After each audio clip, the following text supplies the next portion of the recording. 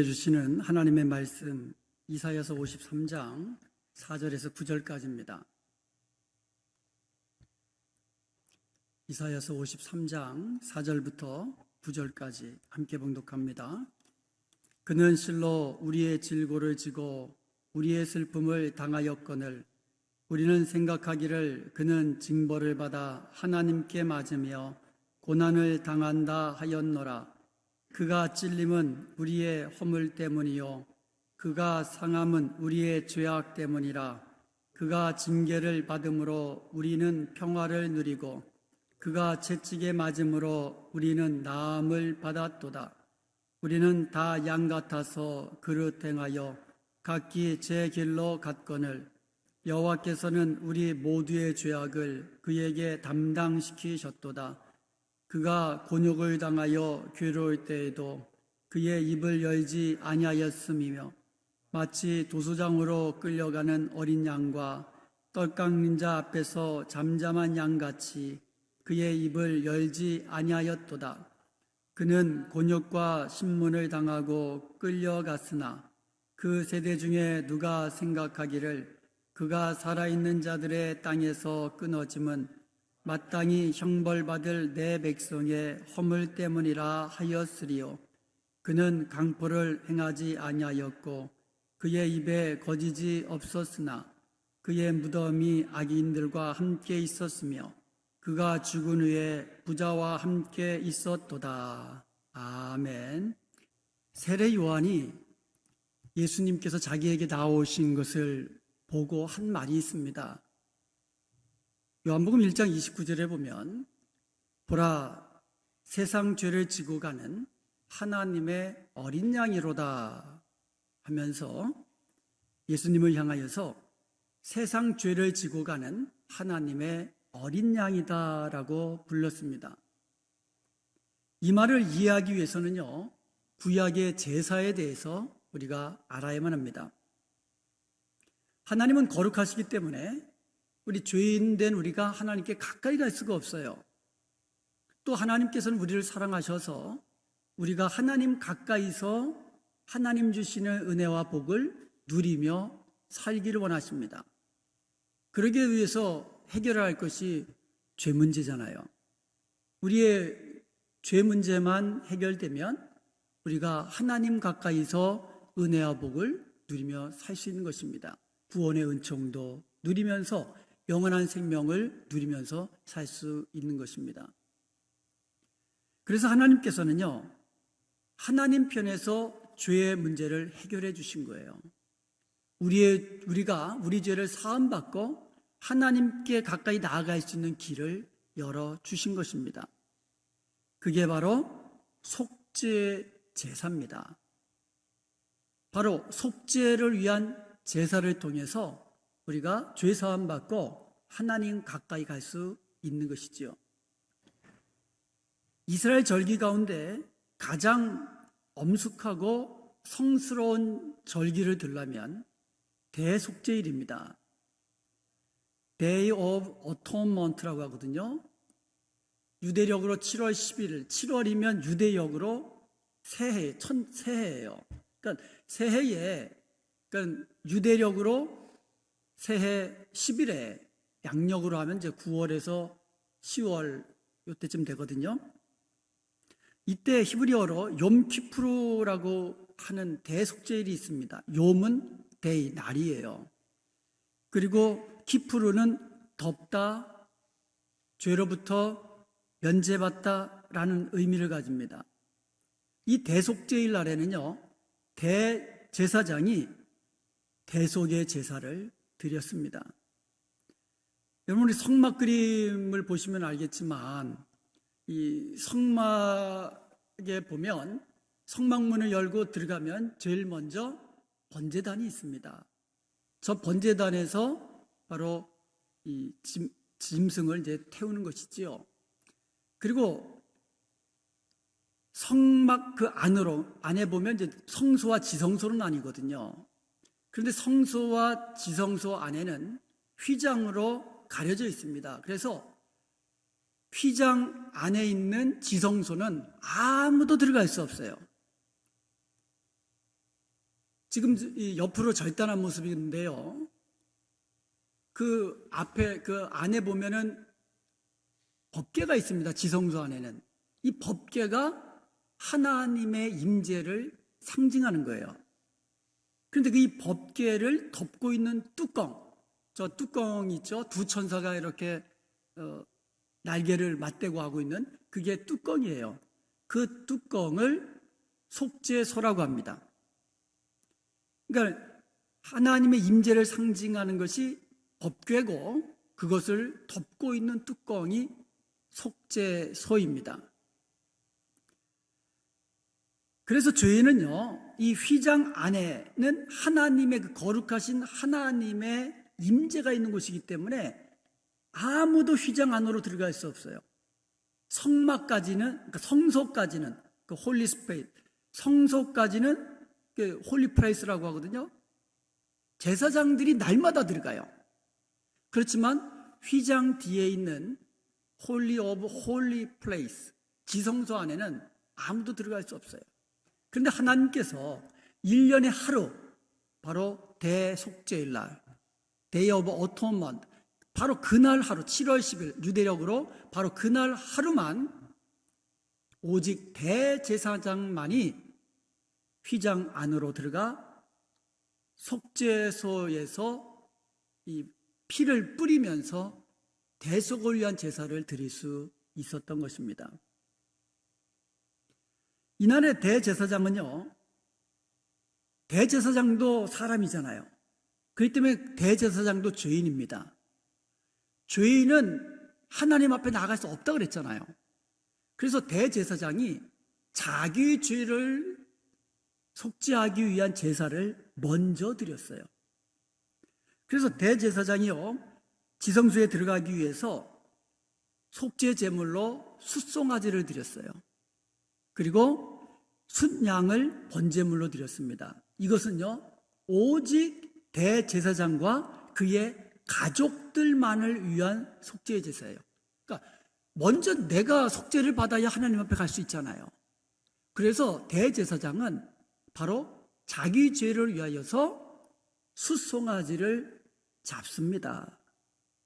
그리고 그 숫송아지를 피를 가지고 지성소 안으로 들어가 가지고 아까 말씀드린 그 속죄소 동편에다가 손가락으로 뿌리고 속죄소 앞에다 7번 뿌림으로써 대제사장의 죄를 사함받은 거예요. 이렇게 해서 대제사장이 먼저 자기 죄를 사함받고 나서 또 다시 나가가 가지고 이제는 모든 백성들의 죄를 속죄하기 위해서 흠 없는 숫연소를 속죄 제물로 잡습니다. 속죄 제물로 잡아서 그 피를 가지고 다시 지성소 안으로 들어가서 속죄소 위와 속죄소 앞에 뿌림으로써 백성들의 죄를 대속한 거예요. 그렇게 함으로써 하나님께서 이스라엘 백성들의 모든 죄를 다 사하시겠다고 그렇게 말씀하신 것입니다. 이때 드려진 속죄 제물이 바로 하나님의 어린 양이신 예수님을 상징하고 있는 거예요. 대속죄일 날 아무 죄도 없는, 흠 없는 제물로 피 뿌려 죽고 태워져 죽은 그 속죄 제물, 그것이 바로 하나님의 어린 양 대신 예수님을 미리 상징적으로 보여준 것이라는 거예요. 히브리서 9장 12절에 보면 염소와 송아지의 피로 하지 아니하고 오직 자기의 피로 영원한 속죄를 이루사 단번에 성소에 들어가셨느니라 라고 말씀하고 있습니다. 영어로 하면 이렇게 되어 있어요. With his own blood he entered the most holy place once for all, having obtained eternal redemption. 바로 예수님께서는 짐승의 피로 가져간 게 아니에요. 예수님은 짐승의 피가 아니라 자기 자신의 피를 가지고 지성소 안으로 들어가셨다 말씀하고 있어요. 그래가지고 하나님 앞에 속죄 제사를 드렸는데, 여러분 대속죄일 날은 매년 돌아오잖아요. 매년 돌아오지만은 예수님이 자신의 피로 지성소 안으로 들어가서 드리신 이 속죄의 제사는 once for all, 한 번에 모든 사람을 위해서 피를 흘리심으로 우리의 죄를 사하신 거예요. 그것도 eternal redemption, 영원한 구속을 위해서. 그러니까 예수님이 십자가에 피 흘려 죽으신 것은 모든 사람을 위한 것이고, 영원한 이 구속을 위한 것이고, 그리고 한 번에 끝내신 것이라는 거예요. 이게 바로 세상 죄를 지고 가는 하나님의 어린 양이라는 뜻이에요. 예수님이 바로 우리 죄를 대신하여 십자가에 피 흘려 죽으신 것이에요. 하나님의 어린 양이신 예수 그리스도의 보혈로 우리가 속죄함을 받은 줄로 믿습니다. 그래서 우리가 찬양하잖아요. 속죄함, 속죄함, 주 예수 내 죄를 속했네. 할렐루야 소리를 합하여 함께 찬송하세. 그 피로 속죄함 얻었네. 저와 여러분은 예수 그리스도의 십자가의 보혈로 속죄함 받은 줄로 믿습니다. 그것도 영원한, 그것도 한 번에, 그것도 우리 모든 사람을 위해서. 여러분 그 속죄 제물로 죽어가는 짐승 한번 보신 적 있어요? 혹시 도살장에서 짐승 잡는 거 보신 적 있으세요? 짐승이 이 죽어가는 사진을 보면 이 굉장히 어떻게 보면 웬만한 사람 보지도 못하지요. 살아있는 짐승을 이 칼로 이 목을 자르고 아니면 심장을 박아가지고 보통 세 군데를 한 번에 죽이기 위해서는 이 머리 정수리나 심장이나 이 목에 있는 여기를 이제 찌른다고 그랬는데, 문제는 저게 살아있는 거라는 거예요. 이 살아있는 짐승을 이 찔러 죽이는 거예요. 이게 정말 쉬운 일이 아니거든요. 저 같은 제사를 통해서 내 죄 때문에 흠없는 이 짐승이 대신 죽었음을 구약시대에는 그것을 매년, 그리고 속죄제인 경우에는 죄를 범할 때마다 그 흠없는 짐승이 죽어가는 모습, 피 흘려 죽어가는 모습을 보면서 내 죄 때문에 이 짐승이 이렇게 죽어야만 했겠구나. 그런데 저 피 흘려 죽어가는 그 짐승이 바로 우리 죄를 위해 죽으신 예수 그리스도를 상징적으로 보여준다는 거죠. 속죄 제물로 죽는 저 짐승은요, 피 흘려 죽지요. 그리고요, 몸 안에 있는 모든 장기에 붙어 있는 기름을 다 떼어냅니다. 그러면 몸이 어떻게 돼야 되겠어요? 완전히 해체되는 거예요. 몸이 완전히 해체되는 거예요. 그래서 이 안에 있는 모든 기름을 다 떼어냅니다. 그래서 그 기름을 아까 보이신 바와 같이 번제단 위에다가 다 태우는 거예요. 그리고 나머지 머리와 모든 고기와 이런 것들은 그 진 바깥에 재를 버리는 곳이 있습니다. 그곳에다가 다 불태워가지고 하나님께 드리는 거예요. 이게 바로 속죄 제물이 된 짐승이 찔리고 피 흘리고 모든 몸이 갈기갈리 난도질 당하고 나중에는 불에 타서 다 하나님께 드려지는, 이게 바로 속죄 제물로 죽어가는 짐승의 모습입니다. 이게 바로 우리의 죄 때문이라는 거죠. 이렇게 인간의 죄를 대신하여 흠없는 짐승들이, 속죄 제물이 죽어간 것이에요. 마찬가지예요. 우리 인류의 죄를 위해서, 대신 사하시기 위해서 죄 없으신 하나님의 어린 양 대신 예수님께서 이렇게 피 흘리시고 찔리시고 매맞으시고 십자가에서 물과 피를 다 흘리시고 죽으신 것이에요. 이게 바로 저와 여러분의 죄 때문이라고 말씀하고 있는 겁니다. 오늘 본문 말씀은요, 메시아로 오신 예수님에 대한 예언의 말씀이에요. 그래서 메시아 예언 중에 가장 유명한 것이 바로 이사야서 53장 아닙니까? 4절에 보니까 그는 실로 우리의 질고를 지고 우리의 슬픔을 당하였다라고 이야기합니다. 우리 때문이라는 거예요. 우리 때문에. 우리의 슬픔과 근심과 우리의 질고 때문에 예수님이 죽으셨다라는 거예요.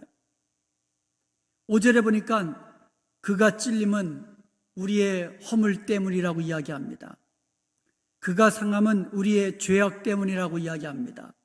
내 죄 때문에, 내 허물 때문에 그가 찔리고 상하신 거예요. 그가 징계를 받음으로 우리는 평화를 누리고 그가 채찍에 맞음으로 우리가 나음을 입었도다라고 이야기합니다. 예수님이 징계를 받으시고 예수님이 채찍에 맞으시고 예수님이 십자가에 피 흘려 죽으심으로 말미암아 우리가 평화를 누리는 거예요. 우리가 나음을 얻게 되는 겁니다. 우리 죄가 사함을 받게 된 것입니다. 6절 말씀에 보면 이렇게 이야기합니다. 우리는 다 양 같아가지고 다 제각기 죄의 길을 가는데 여호와께서는 우리 모두의 죄악을 그에게 담당시키셨도다.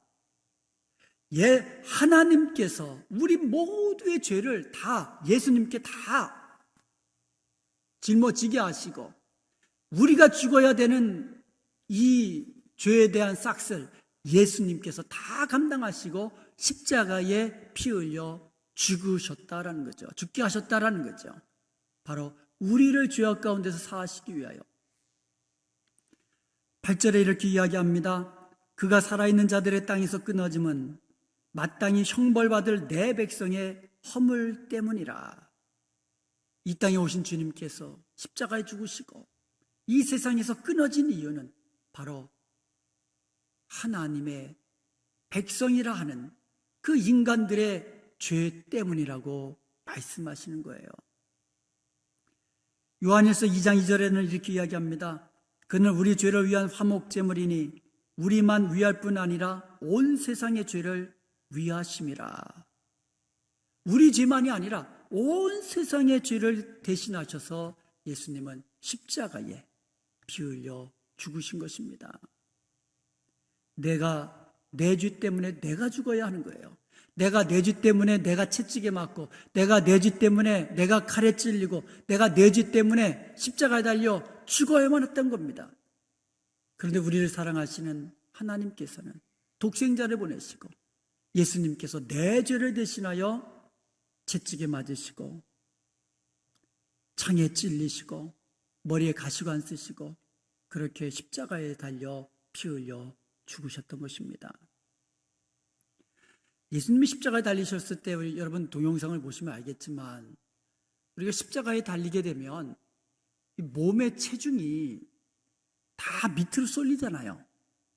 그런데 이 손에는 못이 박혀 있거든요. 그러면 못이 박혀 있는 상태에서 몸이 밑으로 쏠리게 되면 아무리 여기다가 묶었다 할지라도 이 손이 찢겨나가는 이 통증을 느끼게 됩니다. 그리고 십자가에 달리면은요, 숨을 제대로 쉴 수가 없어요. 그래서 숨쉬기 위해서는 이 발에 받쳐 있는 거기다가, 물론 발에도 못이 박혀 있지만 거기를 좀 세워야 이게 숨을 한번 제대로 쉴 수가 있거든요. 그러면 발에다 힘을 주고 몸을 세우면 이번에는 거꾸로 이 발에 찔린 이게 발에 이제 못을 박았잖아요. 그러면 그 발이 찢기는 고통을 받게 되는 거예요. 그러니까 움직일 수도 없고 숨 한 번 쉬려고 움직이면 이 발이 찢겨 나가는 고통을 맛보죠. 그리고 이 손에는 계속 손이 찢겨 나가는 아픔을 6시간 동안 십자가에 달리셔서 그 고난을 받으시고 운명하셨던 것입니다. 예수님의 이 모든 십자가의 고난과 죽음은 바로 우리의 죄 때문이고 우리의 허물 때문입니다. 우리를 죄악 가운데 살리기 위하심이며 우리에게 평안을 주시기 위함이며 우리에게 나음을 주시기 위함이며 우리로 하여금 하나님의 사람으로 하나님과 화목하게 하기 위함인 것입니다. 이제 우리는 우리의 죄가 예수님을 모진 십자가의 고통과 죽으심으로 내어주셨게 만들었다는 것을 우리 기억하십시다. 내 죄 때문에 결국 예수님이 돌아가신 거잖아요. 우리 죄 때문에 예수님이 고난당하신 거잖아요. 우리의 허물 때문에 예수님이 피 흘리신 것이잖아요. 우리가 그것을 기억하시고 내 죄가 이렇게 무서운 것인가를 우리가 날마다 기억하면서 날마다 십자가의 보혈로 고백하면서 늘 하나님 가까이서 살아가는 저와 여러분이 되어야 될 것입니다. 이제 십자가에 달려 죽으신 예수님의 피가 우리를 영원히 단번에 우리 죄를 사하셨음을 기억하십시다. 그래서 이제부터 우리가 살아갈 때에 이 십자가에 우리 달리신 예수님을 생각할 때마다 저게 내 죄 때문이구나. 이 죄라는 것이 이렇게 하나님이 미워하시는 무서운 것이구나. 이것을 기억하면서 이제는 우리가 말하는 것 한마디, 생각하는 것 하나하나, 행동하는 것 하나하나까지 죄와 상관이 없는 거룩하신 하나님의 자녀답게 살아야 될 줄로 믿습니다. 그리고 하나님 앞에서 이렇게 죄를 범하고 여전히 우리는 육신을 갖고 있기 때문에 하나님의 사람으로 온전치 못한 것들 날마다 고백하면서 그렇게 주님과 가까이 나아가서 주님 주시는 그 은혜를 날마다 누리며 사는 축복된 백성이 되어야 될 것입니다. 끝으로 다 같이 53장 1절을 한번 같이 보겠습니다. 이사야서 53장 1절에 보면 우리가 전한 것을 누가 믿었느냐? 여호와의 팔이 누구에게 나타났느냐? 여호와의 팔, 여호와의 팔. 이 여호와의 팔은 구원의 팔이에요. 우리를 죄악 가운데서 구원하시는 팔입니다. 여호와의 팔은 능력의 팔입니다. 하나님의 택한 백성들을 끝까지 지키시는 능력의 팔이십니다. 우리가 환난 가운데 우리를 도우시는 팔입니다. 이 여호와의 팔이 누구에게 나타났느냐? 누구에게 나타났습니까?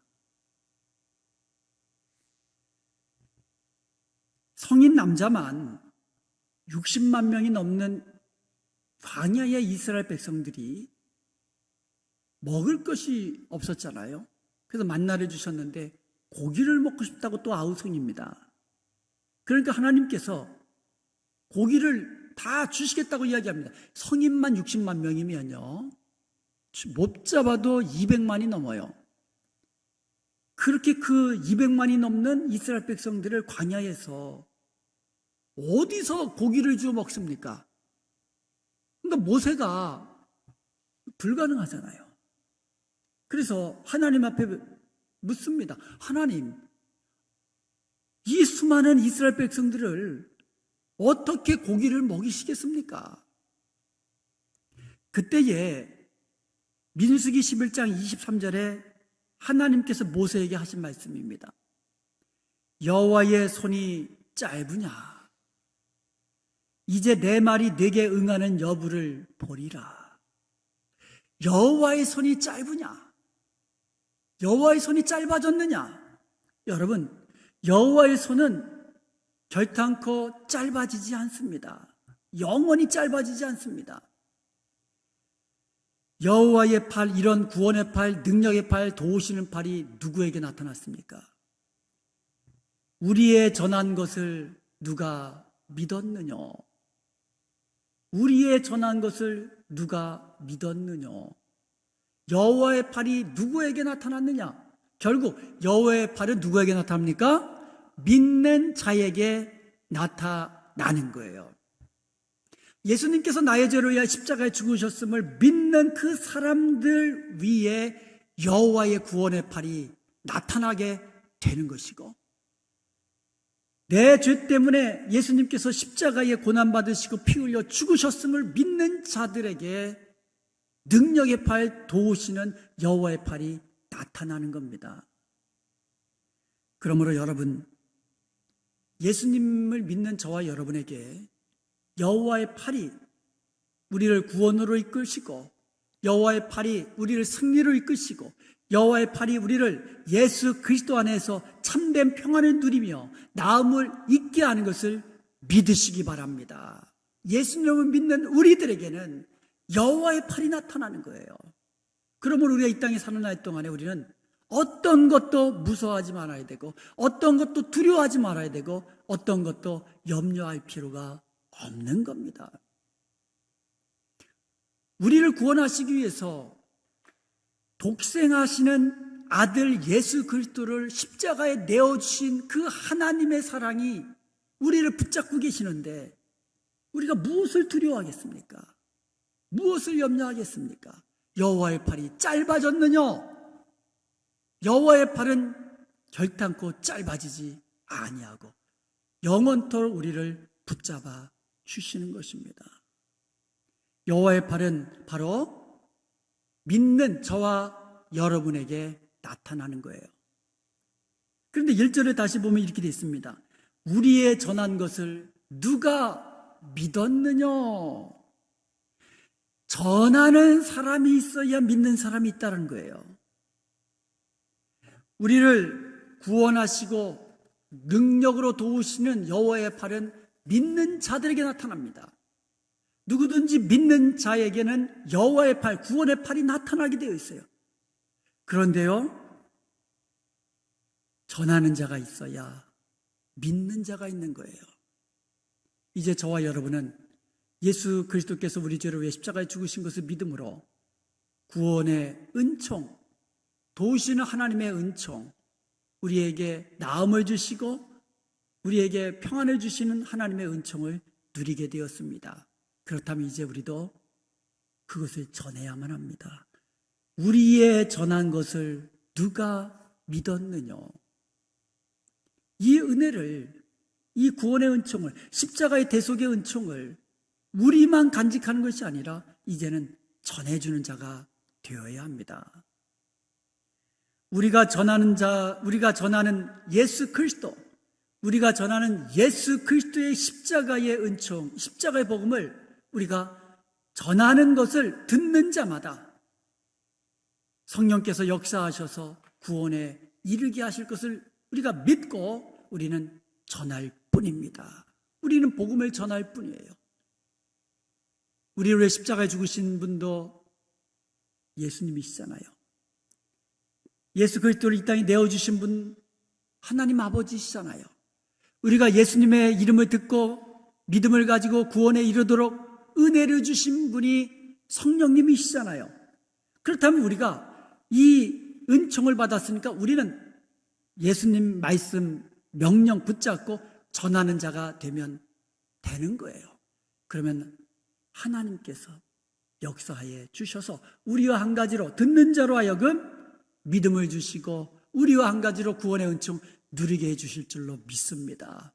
그것은 성삼위 하나님께서 하시는 일이기 때문에 우리의 소관은 아니지만 우리의 소관은 전하는 거라는 거죠. 전하는 자가 없으면 누가 들으리요?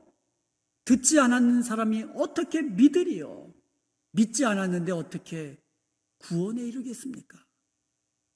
사랑하는 여러분, 그러면 이 시간 성금요일 우리가 예배를 드리면서 우리 두 가지를 우리 한번 고백하고 결단하면서 기도하십시다. 첫 번째로는 예수님께서 나의 죄를 위하여, 우리 죄를 위하여 십자가에 죽으심으로 우리 죄가 사함받고 거룩한 하나님의 백성, 구원받고 백성된 것을 우리가 기억하면서 우리 감사하십시다. 그리고요, 예수님께서 말씀으로만 죄사하신 것이 아니라 십자가의 그 고통과 십자가에서 피 흘리심으로, 십자가의 죽으심으로 우리의 죄를 사하신 것을 기억하면서 우리가 우리 죄가 이렇게 무섭다는 사실을 깨닫고 날마다 우리의 죄를 자복하는 자로 살겠습니다. 날마다 우리 죄를 자복함으로 하나님과 늘 가까이 살겠습니다. 이렇게 결단하십시다. 그리고 또 하나는 예수 그리스도의 십자가의 복음을 전하는 자로 살겠습니다. 이렇게 결단하기를, 그래서 늘 주님과 늘 가까이서 복을 누리며 이 복음을 늘 증거하는 자로 살기를 예수 그리스도의 이름으로 간절히 축원드립니다.